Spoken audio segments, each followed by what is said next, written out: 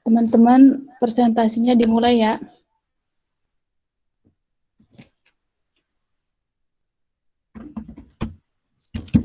Bismillahirrahmanirrahim. Assalamualaikum warahmatullahi wabarakatuh. Waalaikumsalam, audiens. Waalaikumsalam warahmatullahi wabarakatuh. Kami dari kelompok 9 akan mempresentasikan hasil kerja kami mengenai administrasi kurikulum. Saya Lingga Yulianda sebagai moderator yang akan memimpin jalannya diskusi kali ini. Dan ada Aldi Pramudia sebagai salah satu anggota kelompok kami. Materi pertama ini mengenai pengertian administrasi kurikulum. Pengertian administrasi kurikulum merupakan seluruh proses kegiatan yang direncanakan dan diusahakan secara sengaja dan bersungguh-sungguh serta pembinaan secara kontinu terhadap situasi belajar mengajar secara efektif dan efisien demi membantu tercapainya tujuan pendidikan yang telah ditetapkan. Lanjut, ada peran guru dalam administrasi kurikulum. Yang pertama itu ada implementers, di mana guru ini mengaplikasikan kurikulum yang telah ada. Sedangkan peran pendidik dalam kurikulum hanya sebatas menerima kebijakan perumusan kurikulum. Yang kedua ini ada adapters, di mana guru memiliki kewenangan untuk menyesuaikan kurikulum yang sudah ada dengan karakteristik sekolah, peserta didik, materi maupun kebutuhan lokal. Dan adapters ini merupakan bagian dari tanggung jawab dalam meningkatkan kinerjanya sebagai guru. Selanjutnya itu ada developers, di mana tidak hanya bisa menentukan isi pelajaran yang akan disampaikan, tetapi guru juga menentukan strategi apa yang harus dikembangkan dan sistem evaluasi apa yang akan dilakukan. Dan guru juga menyusun kurikulum sesuai dengan visi misi sekolah serta sesuai dengan pengalaman belajar yang diperlukan anak didik. Terakhir itu ada research, yaitu di mana guru ini menguji berbagai komponen kurikulum seperti menguji bahan-bahan kurikulum, menguji efektivitas program, dan strategi pembelajaran. Selanjutnya ada proses administrasi kurikulum yang akan dibacakan oleh Aldi Pramudia. Oke, proses administrasi kurikulum. Yang pertama itu ada perencanaan. Perencanaan merupakan tahap awal dalam pembuatan kurikulum. Perencanaan adalah sebuah proses untuk mengambil keputusan mengenai tujuan pendidikan yang harus dicapai serta pengalaman belajar yang harus didapatkan oleh peserta didik dalam kurikulum tersebut. Yang kedua itu ada pengorganisasian. Pengorganisasian kurikulum adalah struktur program kurikulum berupa kerangka umum program-program yang akan disampaikan pada peserta didik. Sebuah kurikulum harus memuat pernyataan tujuan, menunjukkan pemilihan dan pengorganisasian bahan pelajaran serta rancangan penilaian hasil belajar. Organisasi kurikulum merupakan pola atau desain bahan kurikulum yang tujuannya untuk mempermudah siswa dalam mempelajari bahan pelajaran serta juga mempermudah siswa dalam melakukan kegiatan belajar sehingga tujuan pembelajaran dapat dicapai secara efektif. Ketiga itu ada pelaksanaan. Pelaksanaan merupakan kegiatan implementasi kurikulum yang dilakukan oleh guru dalam proses belajar mengajar. Implementasi kurikulum adalah penerapan program kurikulum yang telah dikembangkan dalam tahap-tahap sebelumnya. Kemudian diuji cobakan dengan pelaksanaan serta disesuaikan dengan situasi dan karakteristik peserta didik, baik perkembangan intelektual, emosional, serta fisiknya. Yang keempat itu ada pengawasan. Untuk memantau jalannya administrasi kurikulum dengan baik, maka harus dilakukannya kegiatan pengawasan. Tujuan adanya pengawasan ini ialah untuk memastikan semua pelaksanaan berjalan sesuai dengan apa yang direncanakan. Lalu pengawasan ini penting dalam sebuah administrasi. Karena untuk memantau jalannya sebuah proses dengan baik dan sesuai tujuan tanpa ada masalah ataupun melenceng dari apa yang diharapkan. Yang terakhir adalah evaluasi. Evaluasi merupakan tahap akhir dalam administrasi kurikulum. Kurikulum yang telah dibuat dan diterapkan akan dievaluasi tentunya. Tujuan dari evaluasi adalah untuk menilai sejauh mana keefektifan kurikulum tersebut, serta untuk menentukan keberhasilan dari kurikulum yang telah dibuat. Selain hasil dari evaluasi, akan dijadikan patokan untuk perbaikan kurikulum yang akan dibuat selanjutnya. Slide selanjutnya itu kegiatan administrasi kurikulum. Yang ke-1 itu ada penyusunan jadwal pelajaran. Kedua itu kegiatan yang erat kaitannya dengan kegiatan belajar mengajar. Ketiga ada penyelenggaraan evaluasi hasil belajar. Keempat ada kegiatan bimbingan penyuluhan. Kelima ada laporan hasil evaluasi. Next selanjutnya akan dibacakan oleh saya juga. Prinsip administrasi kurikulum. Sebentar.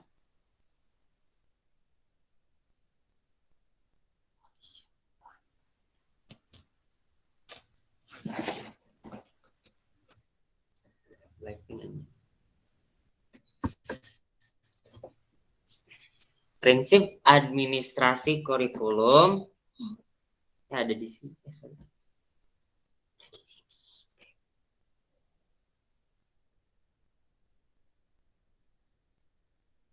Prinsip orientasi tujuan mengusahakan agar diarahkan untuk mencapai tujuan pendidikan yang telah dirumuskan sebelumnya.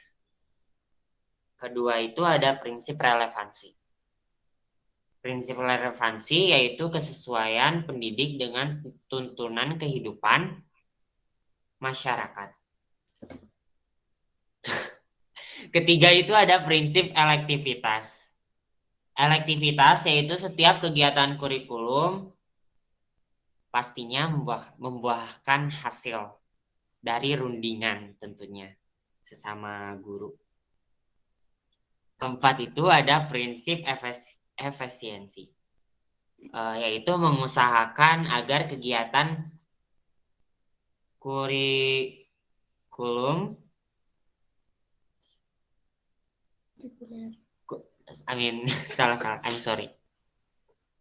kurikuler mendaya gunakan waktu, tenaga, biaya secara cermat dan tepat. Kelima itu ada prinsip fleksibilitas, yaitu bebas dalam mengembangkan program pendidikan bagi para guru. Selanjutnya itu ada prinsip integritas, di mana prinsip ini dalam suatu kurikulum menghasilkan manusia yang berkualitas. Selanjutnya ada prinsip sinkronisasi. Dalam prinsip ini mengusahakan seluruh kegiatan bisa searah dan seirama, sehingga tidak ada hambatan maupun hal yang berlawanan. Selanjutnya itu ada prinsip kesinambungan, di mana prinsip ini mengusahakan agar antara berbagai program pendidikan saling berhubungan.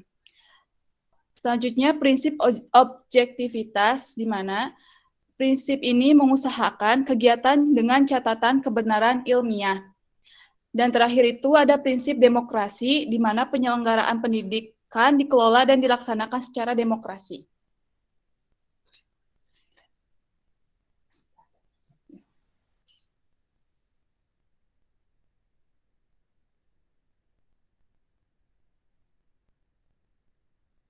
Sekian dari kelompok kami. Sebelum ditutup, kami membuka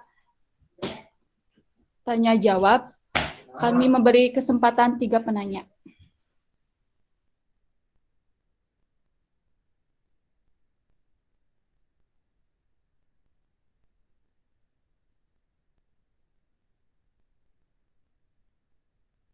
Mangga teman-teman, barangkali ada yang ingin ditanyakan atau masih kurang mengerti dengan materi yang kita sampaikan, bisa ditanyakan.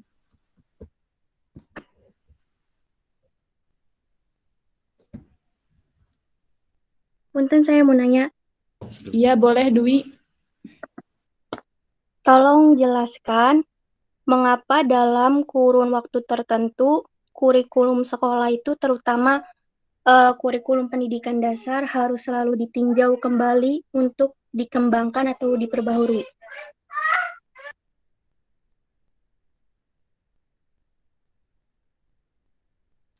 Jadi maksud Anda setiap kurikulum yang sudah dibuat harus ditinjau kembali dan apa itu alasannya gitu Mbak Dewi? Iya, betul. Kami tampung terlebih dahulu ya.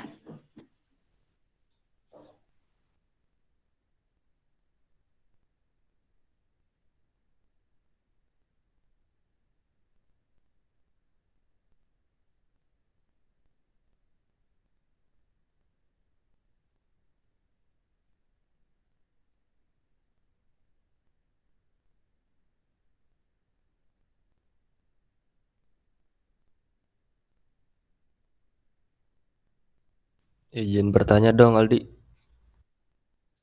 Silakan. Bagaimana caranya menentukan bahwa kurikulum itu sudah berhasil diterapkan? Maksudnya dari segi kekurangan dan lain sebagainya itu sudah tertutup. Kan sebelum menerapkan kurikulum itu kan ada uji cobanya dulu. Nah, maksudnya cara menentukan suksesnya kurikulum itu bagaimana? Terima kasih. Sama-sama. Terima kasih juga atas pertanyaan.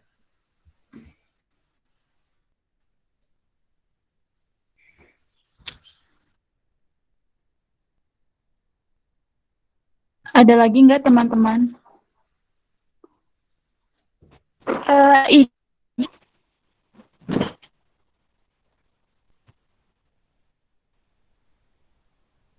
Halo? Iya, Cak.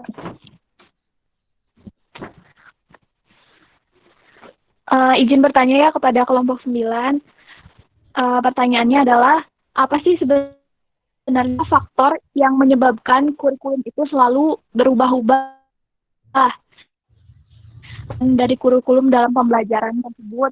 Apakah kurikulum tersebut harus disesuaikan dengan keadaan sekolah atau memang dari pihak lembaga sekolahnya yang harus menyesuaikan dengan kurikulum? Bisa dipahami pertanyaannya? Bisa. Oke, terima kasih. Kami tampung terlebih dahulu ya, teman-teman.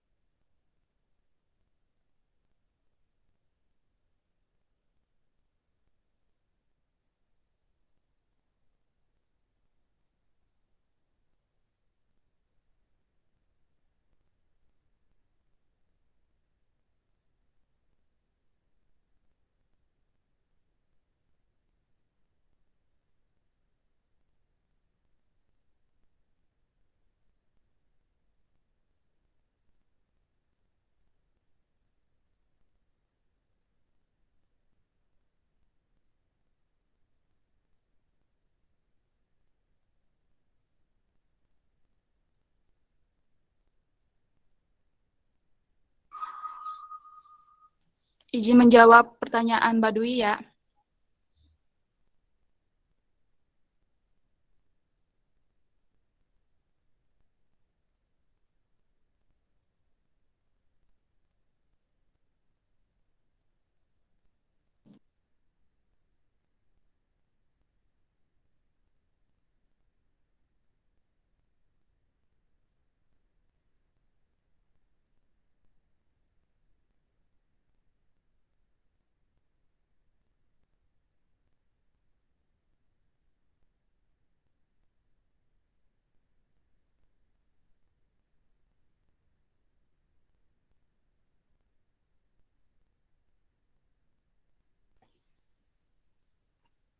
Jadi pertanyaan dari Mbak Dwi itu, mengapa dalam kurun waktu tertentu kurikulum sekolah itu, terutama kurikulum pendidikan dasar, selalu ditinjau kembali untuk dikembangkan atau dievaluasi. Jadi, kurikulum itu senantiasa berkembang dan harus disempurnakan agar sesuai dengan laju perkembangan ilmu pengetahuan dan teknologi. Karena kan zaman itu senantiasa berubah dan selalu harus mengikuti kehidupan dan agar kita bisa menyesuaikan. Maka itu alasan kenapa kurikulum itu harus dievaluasi. Bagaimana Mbak Dwi? Berarti kurikulum tuh bersifat dinamis, iya bukan? Iya, bisa dikatakan seperti itu. Oh ya, terima kasih buat jawabannya. Ya, sama-sama Mbak.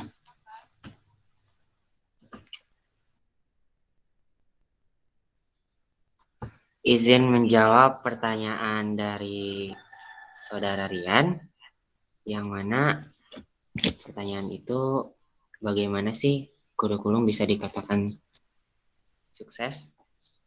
Kita harus meninjau terlebih dahulu jika ingin melihat kurikulum bisa dikatakan sukses itu ada beberapa kunci sukses di mana kurikulum itu bisa dikatakan sukses. Yang pertama itu ada kepemimpinan kepala sekolah. Ini saya ambil contoh aja ya dari kurikulum 2013. Kepemimpinan kepala sekolah sangat menentukan keberhasilan implementasi kurikulum 2013.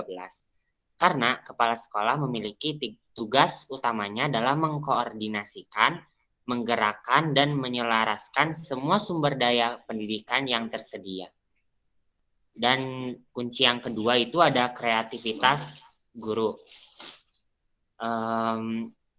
Guru merupakan faktor penting yang besar pengaruhnya, bahkan sangat menentukan keberhasilan peserta didik dalam belajar. Guru diperlukan agar menjadi fasilitator dan mitra belajar peserta didik. Tugas guru tidak hanya menyampaikan informasi kepada peserta didik, tapi harus kreatif juga, memberikan layanan dan kemudahan belajar. Kunci yang ketiga itu ada aktivitas peserta didiknya dalam mempelajari kurikulum tersebut. Sebentar. Kunci yang ketiga itu aktivitas peserta didik yang menentukan keberhasilan implementasi kurikulum.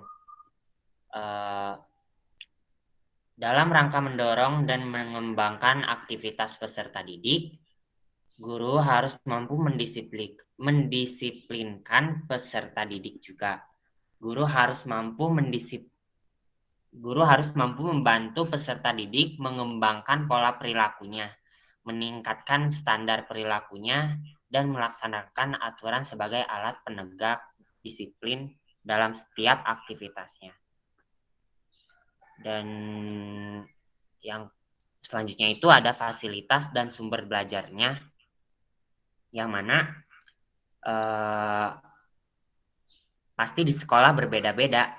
Hal ini menjadi faktor penting dalam implementasi kurikulum 2013 yang ini ambil saya contoh ya. Maka tak heran ketika dalam implementasinya tidak semua sekolah langsung dijadikan sebagai sekolah implementasi kurikulum 2013 ini.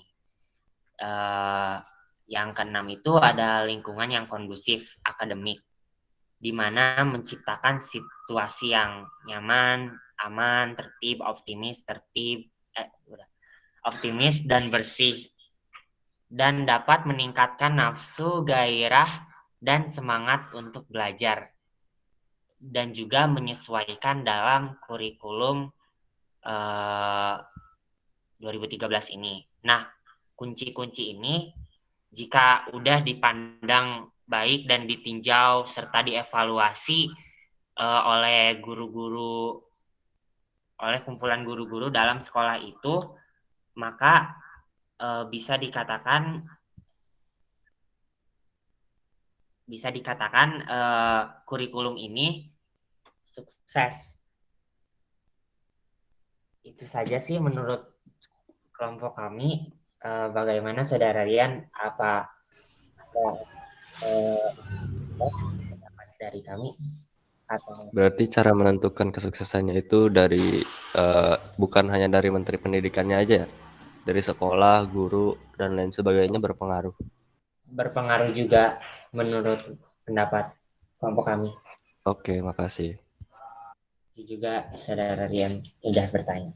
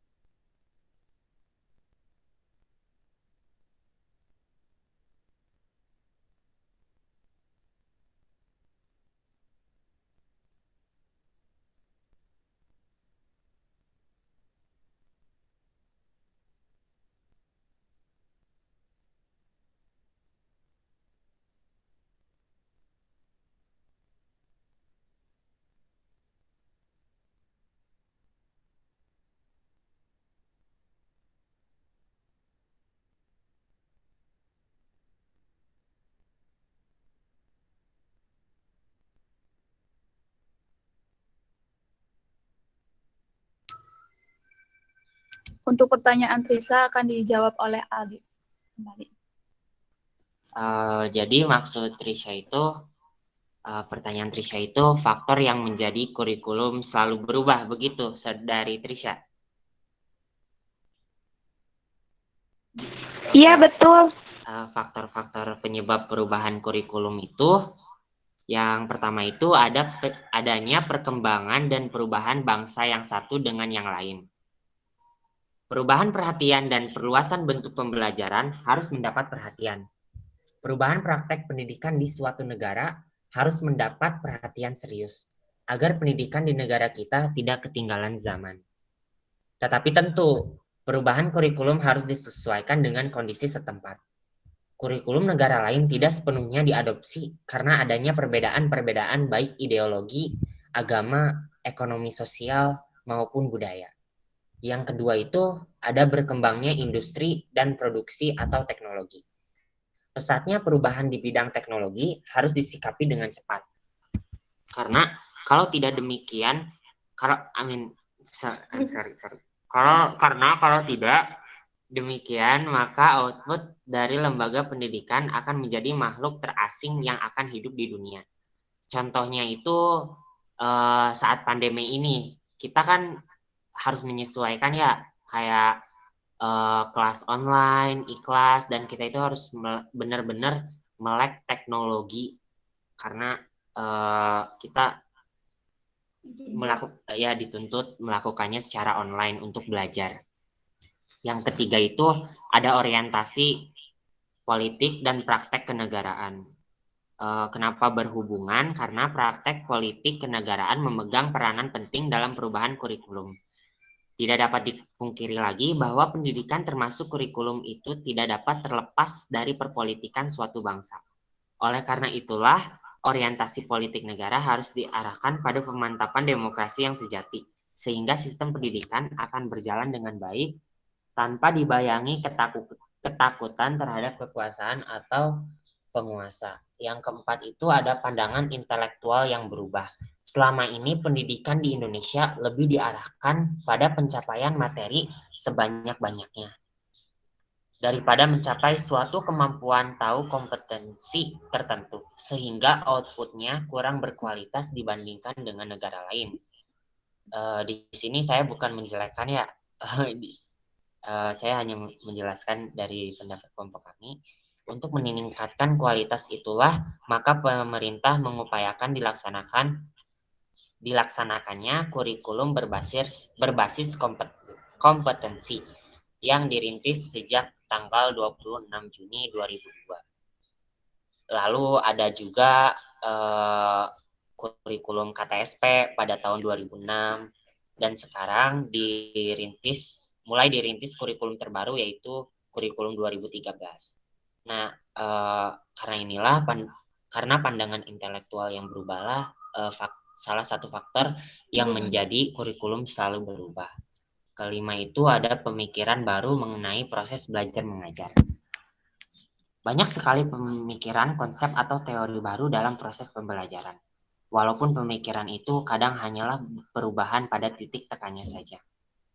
Keenam itu ada perubahan dalam masyarakat. Masyarakat adalah suatu komunitas yang dinamis dan akan selalu berubah, baik ke positif atau negatif. Dan juga masyarakat terhadap kebutuhan pendidikan anak, terutama lagi kalangan menengah ke atas, dengan menyediakan fasilitas yang membadai seperti alat komunikasi, transportasi, komputer, dan internet. Dan ini merupakan salah satu faktor yang menjadi kurikulum selalu berubah. Yang terakhir ada eksploitasi ilmu pengetahuan. Tentu ini juga berhubungan dengan adanya teknologi. Tentu ilmu pengetahuan mendapat porsi dalam kehidupan manusianya. Banyak sekali disiplin ilmu pengetahuan baru yang ada dekade sebelumnya yang belum dikenal. Oleh karena itu, kurikulum paling tidak harus disesuaikan dengan berkembangnya ilmu pengetahuan agar anak memiliki bekal yang cukup untuk di masa depan. Mungkin itu saja, mohon agak panjang dari jawaban kelompok kami. Bagaimana Saudari Trisha? Iya, jadi intinya mah mengikuti perkembangan zaman juga gitu ya, supaya update supaya lebih efektif mungkin, ya kan gitu. Nah, terus tadi ada satu lagi pertanyaan dari saya yang belum dijawab. Tentang apa itu maaf saya Jadi tadi itu kaitannya kurikulum dengan sekolah. Jadi apakah kurikulum itu harus disesuaikan dengan keadaan sekolah atau memang dari pihak lembaga sekolahnya yang harus menyesuaikan dengan kurikulum? Seperti yang kita ketahui kan keadaan sekolah sekolah-sekolah di setiap daerah itu kan berbeda-beda gitu keadaannya. Nah, bagaimana kaitannya dengan kurikulum?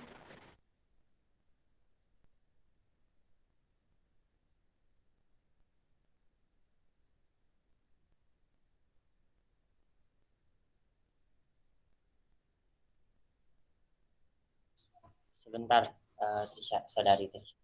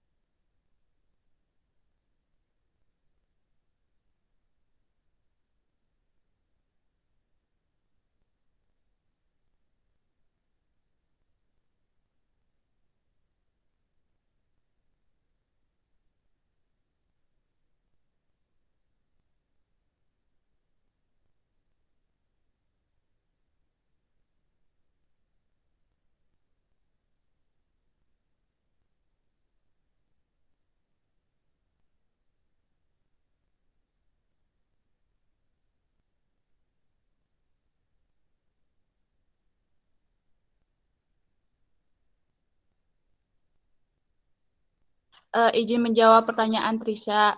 Jadi kurikulum itu mengikuti menyesuaikan dengan sekolah dan daerahnya masing-masing. Contohnya kita ngambil kurikulum tahun 2013.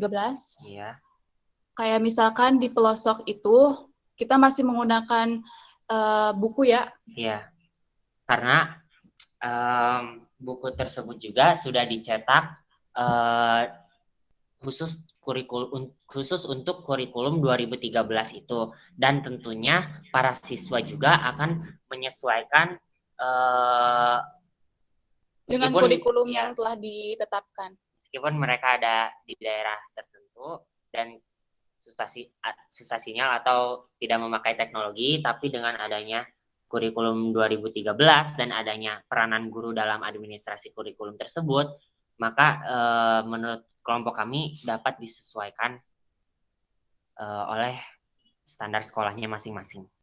Bagaimana Saudari Tisha? Oh, jadi kalau misalnya kurikulum di setiap sekolah itu pasti sama, cuma yang membedakannya adalah medianya aja, seperti itu. Ya, menurut kelompok kami ya kurang lebih seperti itu.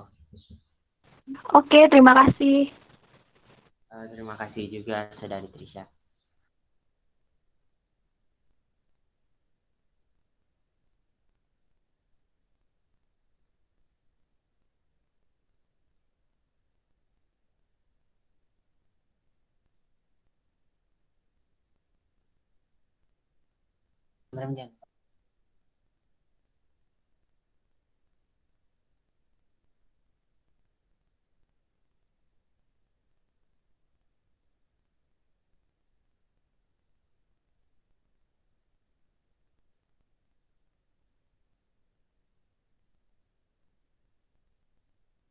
Untuk pertanyaan. Sesi. Teman-teman, mungkin sekian dari kelompok kami, dan sebelum diakhiri, kesimpulan dari materi kami itu adalah administrasi kurikulum memiliki kedudukan dan posisi yang sangat sentral dalam keseluruhan proses hingga tercapainya tujuan pendidikan. Selain itu, guru juga memiliki peran dalam administrasi kurikulum karena gurulah yang bertugas sebagai pelaksana teknis dalam mengimplementasikan kurikulum. Kurang lebihnya seperti itu. Dan sebelum keluar, mohon absen terlebih dahulu ya. Terima kasih teman-teman sudah berpartisipasi.